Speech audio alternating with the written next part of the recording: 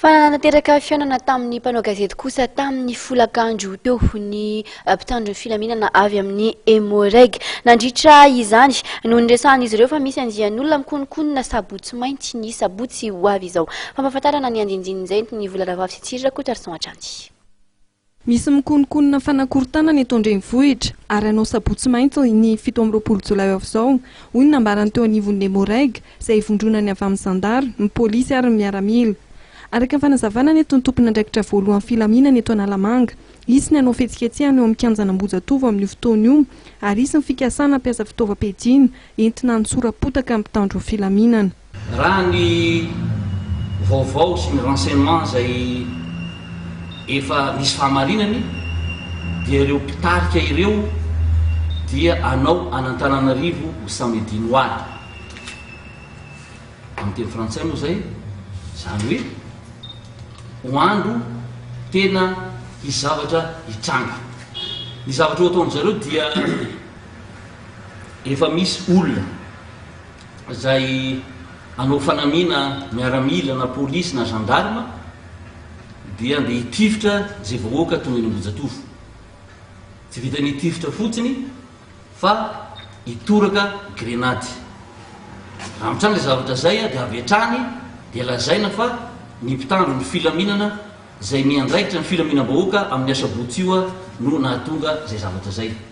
Ary efa fantatra mba ny anaran'ny mpitarika, fantatra mba ny anaran'izay olona anao anio ary efa nampisehoana koa tamin'izany fivoriana zany ny fitaovana izay ampiasana amin'izay, ataony kalaknikova, ataony grenady.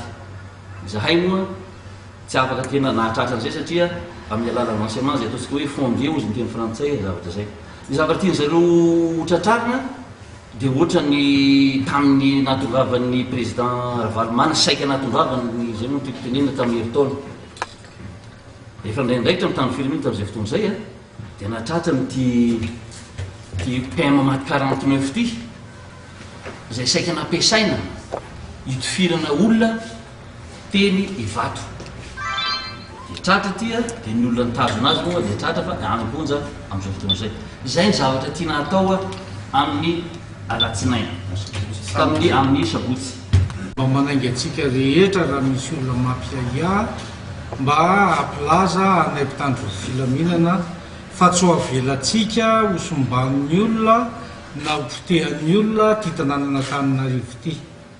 Indrindra amin'ny andro asabotsy io amin'ny fandalova reny amin'ny faritra Ambojatovo io satria tsisy zavatra tsara ohatra zao ataona zao araka ny fahalalako azy mampafantatra ny zavatra hoe atahorana mety hitranga amin'ny isa-tokantrano. Dia zany tsy dia sarotra loatra kafa ny azo azany resaka fa dia aleo ampitaina araka ny farantsika hoe pasy fikavana dia rakarana. Araka ny fanazavana trano dia efa fantatra mitarika amin'ny fihetsiketsehana amin'ny sabotsy io ary efa misy ny fanaraha-maso akaiky izay atao aminy ary manamafy ny eo anivon'ny mpitandro filaminana fa tompon'andraikitra feno mitarika hetsika ary ampiatra ny lalàna eo anatrehan'ny fandikan-dalàna izy ireo.